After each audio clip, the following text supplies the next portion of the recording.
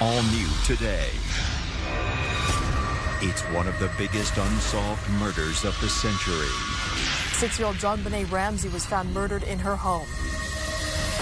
She'd been battered, strangled, and sexually abused. Immediately, suspicion fell on the family, but the parents and son Burke always proclaimed their innocence. The night that your sister JonBenet was killed, there were only 3 people in that house that we know the identity of. You're the one that has never spoken. JonBenet's brother, Burke Ramsey, finally breaks his silence. This Christmas is the 20-year anniversary. The killer has never been found. Some people have speculated that you've been hiding out for this last 20 years. What do you say to that? Do you remember the last time you saw JonBenet alive? JonBenet Ramsey's skull was fractured on the right side of her head. Did you hit your sister over the head with a baseball bat or a flashlight? Had you ever violently attacked her before? Did you murder your sister, JonBenet? The exclusive interview, 20 years in the making. Now, from Boulder, Colorado, it's the season premiere of Dr. Phil. For 2 decades, the unsolved murder of 6-year-old JonBenet Ramsey has remained one of the most mysterious cold cases in history. The child beauty queen's body was found the day after Christmas in 1996, here in the basement of her family's 15-room mansion in Boulder, Colorado. Today, the home is surrounded by an iron fence and hidden by trees. It even has a new address. But nothing can erase the haunting image of the path decorated with candy canes for Christmas, dusted with snow, surrounded by police tape. 911 emergency. Police, I'm by 515th Street. To those of you who may want to ask, let me address very directly, I did not kill my daughter, JonBenet. We got kidnapping. Hurry, please. Explain to me what's going on, okay? Let me assure you that I did not kill JonBenet. Okay, what's your name? Are you Ramsey? I'm the mother. Oh my God! Please. I did not have anything to do with it. I love that child with my whole of my heart and soul. It's the mysterious murder case of an American sweetheart who's responsible for the death of little JonBenet. In the 35 years I've been doing this, I've never seen a case like the unsolved murder of JonBenet Ramsey. If you look at the Ramsey case, this went far beyond what you would expect. There were more mistakes made in this case than any other case I've ever seen. I believe that when the case first started, that it did look like the Ramseys did this. Within a week, it was clear that the Boulder Police Department had made up its mind. It was someone in the household. Game, set, match. John Ramsey and his wife had been under this cloud of suspicion ever since then. When a child is murdered, police have learned to look first at family members. Bizarre circumstances and unexplained evidence caused police to immediately focus their investigation on the Ramsey family. In the 20 years since this innocent child was so tragically murdered, every angle, every shred of evidence has been evaluated and reevaluated, except one.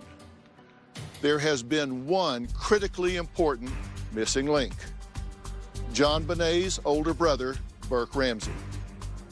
Burke Ramsey was the only other person known to be in the house the night his sister was murdered, and he has never spoken publicly.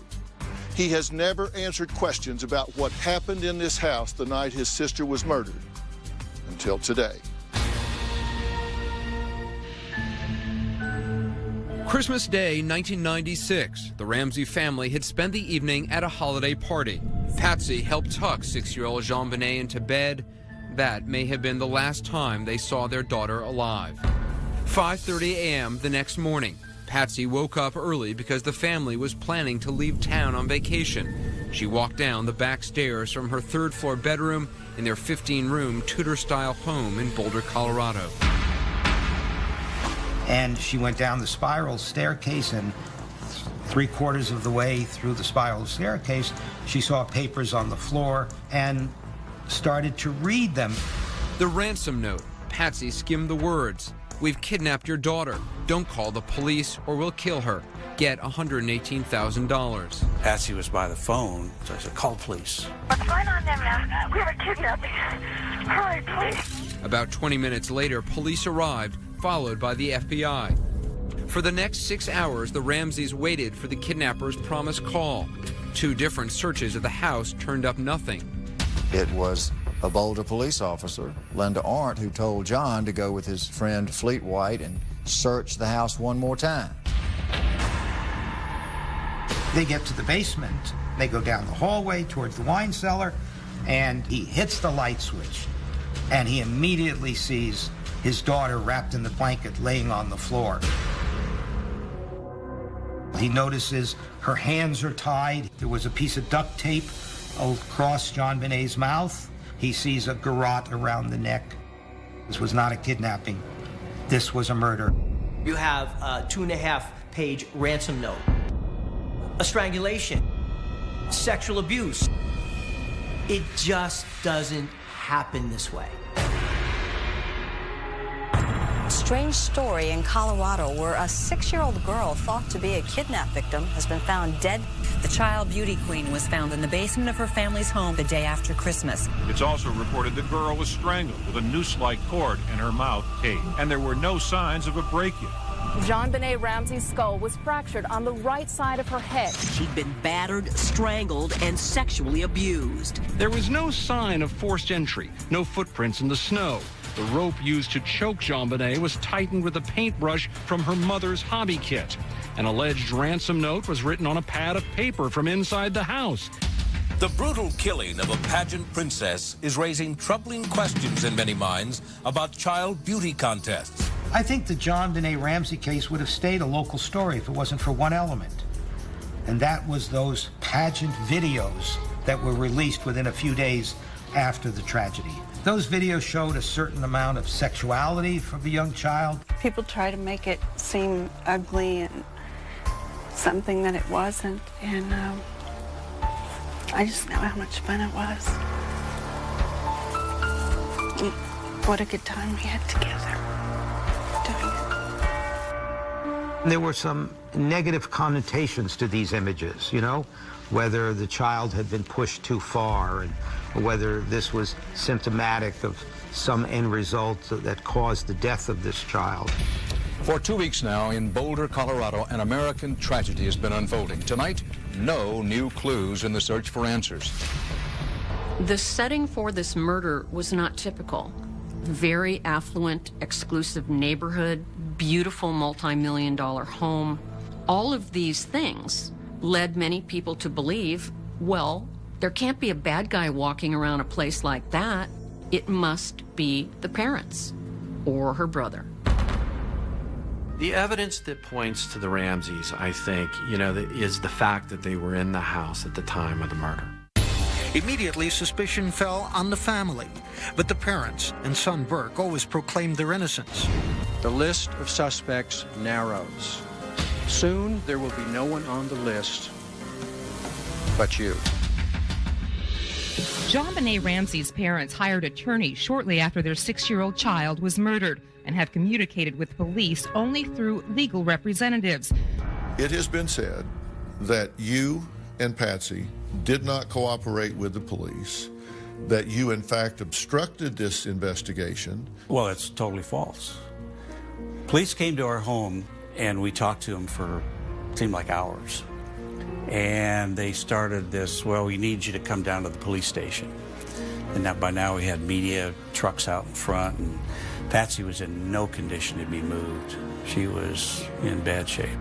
As we've been reporting, police in Boulder, Colorado finally have begun full-length interrogations of the little girl's parents. I'm talking about scientific evidence. I don't give a flying flip how scientific it is. Go back to the damn drawing board.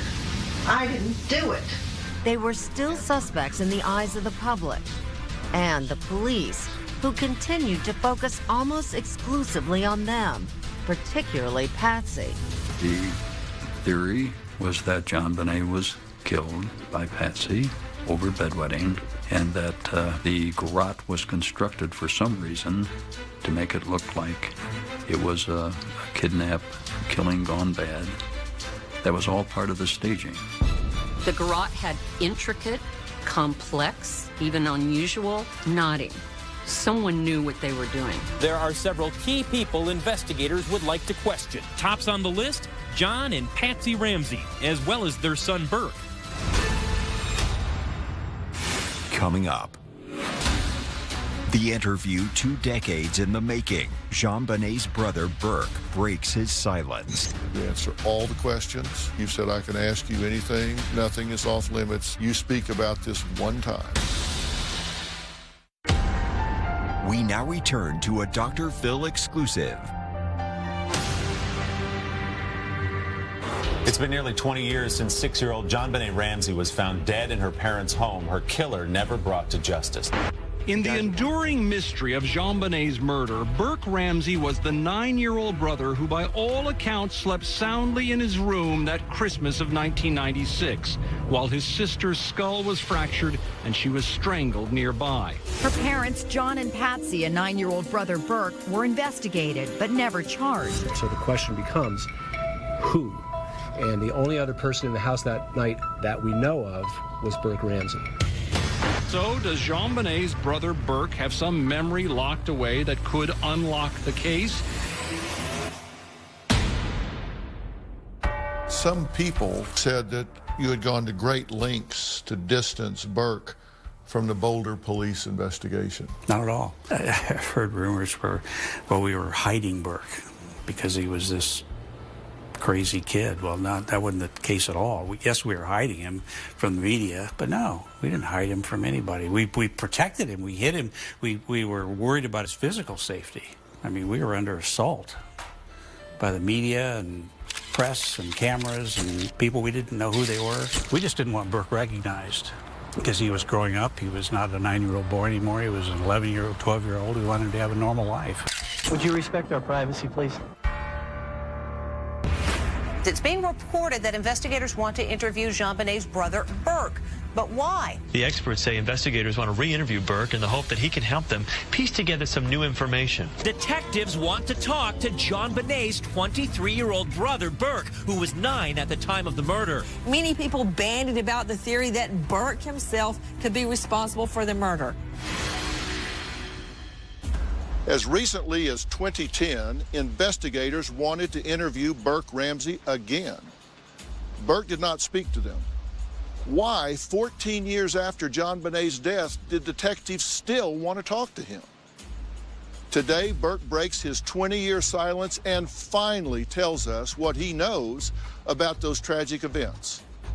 This was a no-holds-barred interview. Nothing was off limits. He agreed to answer any and all questions and to do so without a lawyer present. The night that your sister JonBenet was killed, there were 3 people in that house that we know the identity of, and you're one of those 3, you, your mother, and your father. But in the 20 years that have gone by, you're the one that has never spoken. You've never talked about this publicly, and you've decided to do so now. My question for you is why now? And why here?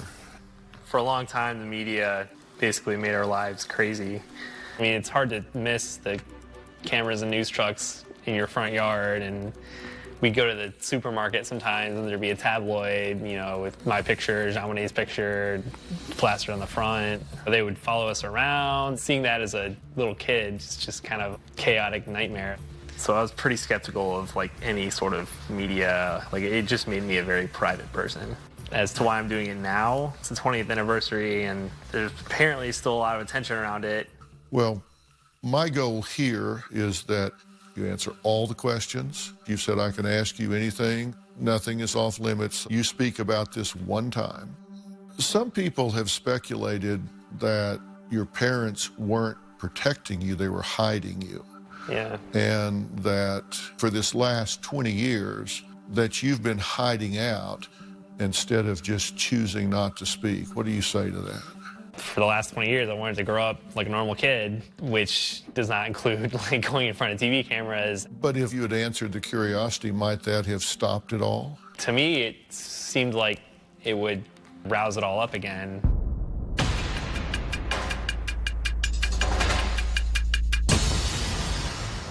I want to ask you some tough questions, but first, let's turn the hands of time back a little bit. When you look back, was Christmas like a really big deal at your house? Yeah. Decorations in the yard, on the inside. My parents would throw a party every year. Hello, I'm Patsy Ramsey. Daddy's not here, but this is JonBenet. She's 4, Burke is 7, and we'd like to welcome you to our home and wish you a very Merry Christmas. Now, 2 days before JonBenet was murdered, that was when the party was at your house, right? Yeah. And you had people tour the house? I think there was like a Boulder home tour thing. Like, we weren't the only people that did it. Right, they went house to house. Yeah. And looked at all the decorations. So when do you guys open gifts? That Christmas Eve or Christmas morning? Christmas morning. Do you remember what you did that morning? I remember peeking down, and I remember seeing like an electric train and a bike, and I was super excited. Was JonBenet with you? Yeah. Did she peek too? Yeah, I think so, yeah. Did you get what you had asked for that year? Nintendo 64. And what did JonBenet get? I think she got a big dollhouse. We both got bikes. It was a typical Christmas morning. A lot of neighbor kids came over after a while, and they were in and out of the house, but just a nice Christmas day. JonBenet got a doll for Christmas, right? Patsy had sent the doll company a picture of JonBenet, and they made a doll that supposedly looked like her. Patsy saw the doll lying in a box and kind of startled her. What did she say? She said it looked like JonBenet was in a coffin. The highlight of the 25th was really a visit for dinner at Fleet and Priscilla White's home. Fleet White was John Ramsey's best friend. Fleet White became a suspect and was interviewed 18 times by the authorities. When you came home that night, JonBenet had fallen asleep on the ride home, so you carried her in. I laid her on the bed, and then Patsy went up later and I think put her pajamas on and tucked her in. Christmas night in the Ramsey house. JonBenet is tucked snugly into her bed, dreaming about her brand new bike. John and Patsy Ramsey are down the hall in their room, presumably fast asleep. Brother Burke is sleeping in his room. Do you remember the last time you saw JonBenet alive? Coming up. After you went to bed that night, did you hear anything out of the ordinary at all during the night? Dr. Phil's exclusive interview with Burke Ramsey continues. Do you remember the last time you saw JonBenet alive? I want to say it was in the car on the way back from the Whites. I think this is the last picture that was ever taken of her alive. I don't remember the hair being that long, but... It's hard to believe that a short time later, she would be dead. Yeah. Where was your bedroom in relation to hers? So it was like kind of around the corner, through the playroom, down the hall. And this is your room? Yep. After you went to bed, did you hear anything out of the ordinary at all during the night? No. You don't recall waking up, hearing anything in retrospect? No. Melody Stanton, who lives diagonally across the street from the Ramseys, says she heard shrieks of agony coming from the Ramsey house 14 hours before JonBenet's body was found in the basement. And she thought it came from a lower part of the house. So if that, in fact, is the child's scream, then the child's life was taken in the wee hours of the 26th of December. The next morning, you were heading off for a vacation trip over the Christmas holidays, right? We had reservations to go on a family cruise with my older children. We both got up. Patsy had gotten dressed. I was shaving. The first thing I remember is waking up, getting dressed hurriedly, going downstairs. We weren't going to wake the kids up until we were absolutely ready to go because they could stay in their pajamas and jump in the car. Then I go down the spiral staircase, and there on one of the runs of the stair is the 3-page ransom note. Mr. Ramsey, listen carefully. We have your daughter in our possession. You stand a 99% chance of killing your daughter if you try to outsmart us. Chilling words from the JonBenet Ramsey ransom note, reportedly found by Patsy Ramsey on these stairs inside their home. She came down these stairs and seen the ransom note on the bottom step. And I ran back upstairs and pushed open her bedroom door, and she was gone. I heard Patsy scream my name, and I knew it was something was seriously wrong. Where did the scream come from? It was either the first or second floor. Our bedroom was kind of up in an attic, and she had this ransom note. It clearly said, you know, we have your daughter. It explained who they were. They wanted a certain amount of money. Don't call the police. We're watching you. If you do this, we're going to behead your daughter. The note remains perhaps the most critical and perplexing piece of evidence in the ongoing murder investigation. If you can, take me through that moment when she turns and hands you this ransom note. It's hard to take it all in.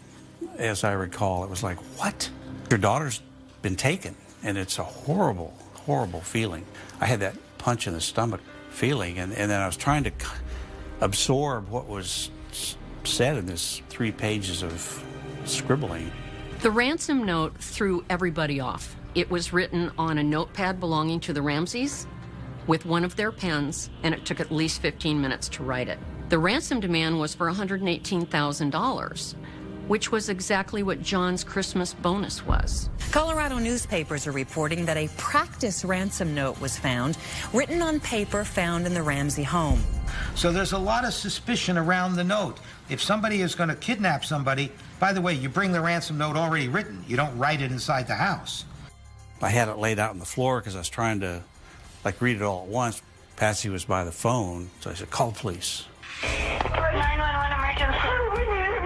Police. What's going on by 515th Street? What's going on there, ma'am? We have a kidnapping. Hurry, please.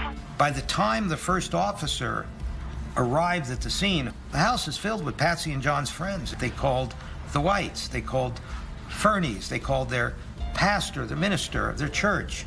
You know, the police made some very strategic mistakes. There may have been hair fibers from the perpetrator. There may have been footprints on the carpet. There may have been fingerprints. So now you have everybody going all over the house. You know, the whole place is like a little bit of like a train station by then. The police come in a squad car. All right.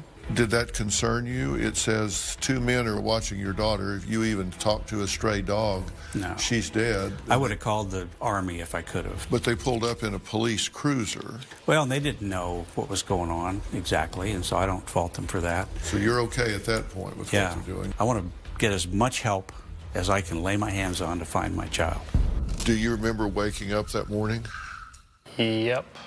The first thing I remember is my mom bursting in my room, really frantic, saying like, oh my gosh, oh my gosh, oh my gosh. Running around my room looking for JonBenet. At that point, I was awake. Why did you feel scared, you know, when Mom came rushing in? I felt like something bad happened. She left and could kind of hear her freaking out. I heard Mom like going to the go. Did you go down and see what was going on? Stay in bed. And the next thing I remember is a police officer coming to my room and shining a flashlight. It was still dark when this happened. Yeah, I was just laying there. What time did she come in? Early, I don't remember. It was still dark, so it had to be pretty early. Did she turn on the light when she came in?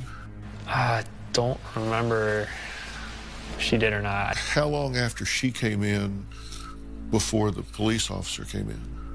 Under an hour. So she comes in, and were you asleep when she came in? Did she wake you up? She woke me up. And she's running around your room saying, oh my gosh, oh my gosh, oh my gosh. What else did she say? Did you know she was looking for JonBenet? I remember her saying, where's my baby? Where's my baby? So after she left, what did you do? I just laid there and didn't really know what else to do. But it seems really odd to me that you're 9 years old and your mother comes in the room in seemingly the middle of the night because it's dark and says, where's my baby? Where's my baby? And then runs out of the room and you just lay there. We now return to Dr. Phil's exclusive interview with Burke Ramsey. It seems really odd to me that you're 9 years old and your mother comes in the room in seemingly the middle of the night because it's dark and says, where's my baby? Where's my baby?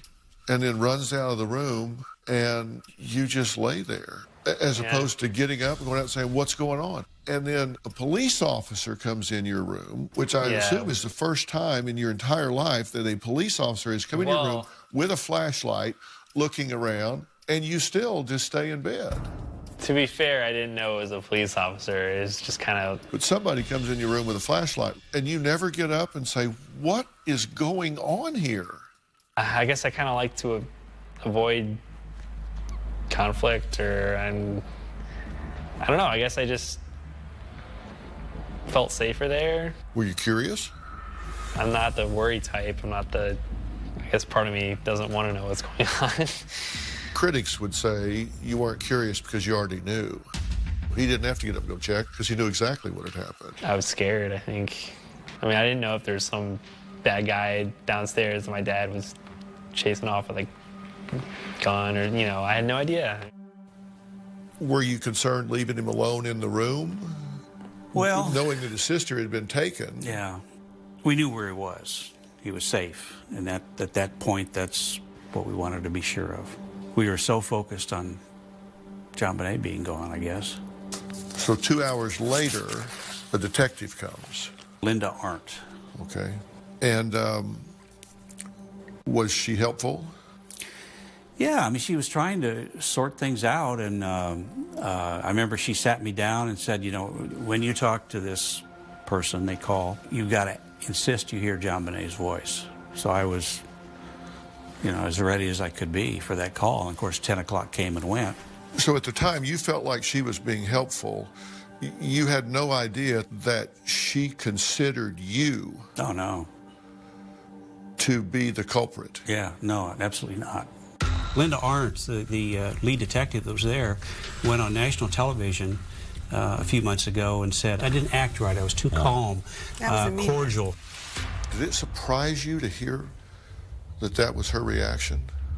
I don't remember being cordial. She was there to help me. I was grateful for her being there. So she interpreted that as being cordial. So be it. She had never been in a situation like that as a police officer, I learned later. In retrospect, we called the police. We thought they knew what they were doing, and they didn't have a clue. I called the police to help me and to find my child. Never, ever crossed my mind that she was suspicious of my demeanor. And some of the observations made that I read about later were nonsense. John casually looked through the mail. I was looking for another communication from the kidnapper. The police should have done that. But they observed me doing it, and so John was so cold and callous that he was going through the mail looking at his bills. Well, that's nonsense. So who came and got you eventually? I think it was my dad that came in. You do go downstairs. Describe that scene for me. Coming up. Were you scared for JonBenet yet? I think I was trying to be positive. You remember them asking you if you knew what happened to your sister? I told the guy, I was like, you know, she's probably hiding somewhere. Dr. Phil's exclusive interview with Burke Ramsey continues. You eventually do go downstairs. Describe that scene for me. I just remember, like, I have an image in my head of the kitchen, and It was really early morning, and there were a few people around that I didn't really know. There might have been a police car, I think. I don't know, I just remember kind of walking slowly downstairs and everybody just being like, hey, we're going to take you to Fleet. Somebody eventually told you JonBenet's been kidnapped, right? They Somebody didn't say kidnapped, they said she's missing. Missing. Yeah. And who told you that? I remember a detective or something coming in and interviewing me. He told me. Were you scared for JonBenet yet? I think I was trying to be positive. Do you remember them asking you if you knew what happened to your sister? I told the guy, I was like, you know, she's probably hiding somewhere. Did you check the whole house? Or maybe she's outside, or... Who suggested for you to search the house? Linda Arndt. She said, take Fleet White with you and search the house, see if you notice anything out of the ordinary. He should not have been allowed to search that house by himself. He could have tampered with evidence without even knowing that it was evidence. That's a critical mistake. So where did you begin? Went down to the basement. Why start there? It's the most logical entry point. Went into we called it the train room. The kids had a train set up in this. There was a window open. There was a suitcase sitting under the window, which shouldn't have been there. And I noted that and mentioned it to Fleet. I said, that shouldn't be there. You knew there was a broken window downstairs, right? Well, I had broken that glass and then opened the window to get in previous summer because I'd left my key and Patsy was gone. I thought we had it fixed, but we never went in the basement, so I didn't know that. So I wasn't surprised that the glass was broken, but I was surprised that the window was open. So you come to this door and it's closed. And what's in that door? Well, we called it the wine cellar, but there's never any wine in it. It was a junk room. I was just going through methodically every square inch of that basement. And I opened the door, and there's JonBenet. Coming up. Did you know she was dead? There was a red spot on her throat, and I just was hoping she'd wake up. I picked her up, carried her upstairs. We now return to a Dr. Phil exclusive. Take me through the moment that your eyes fell on JonBenet's face as she was lying there on the floor. Did you know she was dead? No, not at that point. I mean, I had this rush of, thank God I found her. And it was just this overwhelming sense of joy that I'd found my child. And her hands were tied over her head. She had tape on her mouth. I immediately took the tape off. Her eyes were closed. Could you, at that point, perceive her injuries at the time? Could you see her neck and her head? No, I didn't. There was a red spot on her throat. I didn't see the garrote because it was too deeply embedded in her skin. And I just was hoping she'd wake up and begin to realize that she wasn't going to, and just started to scream. I picked her up, carried her upstairs. I don't know what I was thinking, but I was just horrified. I couldn't speak. I was just screaming, and I took her upstairs and laid her down. I guess I was taking her to help in my mind. I didn't perhaps want to accept that she was dead. Linda Arndt knelt down beside her as I was and felt for her pulse and looked me in the eye and said, she's dead. And that's when I was just stunned. She looked very peaceful. One of our friends ran into the room and said, we need an ambulance. Tried to dial 911, and I kept screaming, what is it, what is it? And, you know, then in just a couple minutes, then I walked into the living room. What Linda Arndt said is that your eyes met, and she knew in that moment you killed your daughter. Linda Arndt has stated publicly that when she saw John with JonBenet, it was like 1,000 lights going off in her mind. She knew exactly who had killed JonBenet. At one point, she said she was so worried that she was in the presence of a bad person that she was counting the bullets that she had on her body, and that she had 18 bullets because she feared she might have to shoot her way out of there. Frightening and incompetent, beyond incompetent. Shouldn't have been a police officer. There's a detective, Linda Art, who deals with various emotional cases, not a homicide detective, not a kidnapping detective, because the Boulder Police Department didn't have those experts. Is your interpretation that she thought she's going to have to shoot everybody? That Yeah. you were all in on I think her comment was, I looked around and counted the people and then counted the bullets in my gun. I mean, this is crazy stuff. Absolutely crazy stuff. When was the next time you saw your parents? The next thing I remember is going to another one of our friends' houses. Everyone was really sad over there, and my dad came and told me JonBenet is in heaven now, and he started crying. And then I started crying. I saw him was sad inside, and my dad told me that JonBenet is in heaven. So you go from thinking she's missing to she's been found, she's actually dead, she's in heaven. Your dad tells you My dad just said she's in heaven now, and I was kind of like, how is that possible? Like, and what did you say? I started crying. I don't think I said anything. I didn't believe it at first. You must have realized this has gone way bad.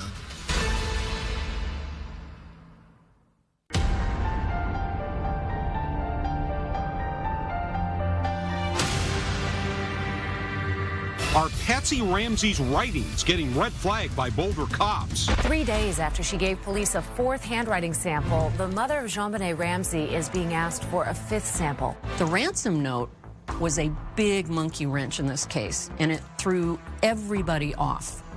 The police thought Patsy wrote it. Your mother found a ransom note. Have you read it? I don't think I've read the whole thing. I've definitely seen pictures of it, though. I think law enforcement found it odd that there would be a ransom note at a murder scene. Some police have been suspect that your mother actually wrote this. Does that look like her handwriting?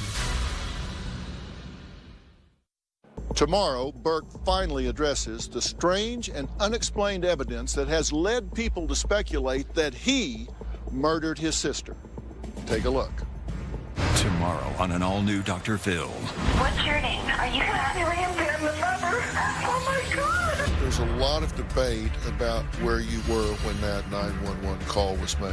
What took place on that tape has led to some of the conspiracy theories. Police investigators say your voice was heard saying, "What did you find?" Did you speak those words? Autopsy results did find undigested pineapple in JonBenet's stomach. Did you and she eat pineapple together at any time during the day? Maybe.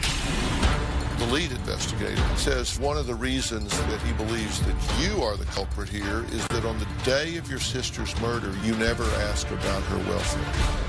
Plus, the never-before-seen interrogation tapes of Burke Ramsey. This was 13 days after JonBenet's murder. Nobody in the world has seen this before. So what do you think happened to your sister? I think someone with a really quiet. That's tomorrow. You do not want to miss it. And the investigation into JonBenet's death brought massive media coverage, and with that came wild speculation. Did Patsy Ramsey write the ransom note? If so, who was she covering up for? Herself? Or the one person left on Earth she would do anything to protect? Her son, Burke. I want to thank CBS 48 Hours for the use of their archival footage on this case. From Boulder, Colorado, thanks for watching.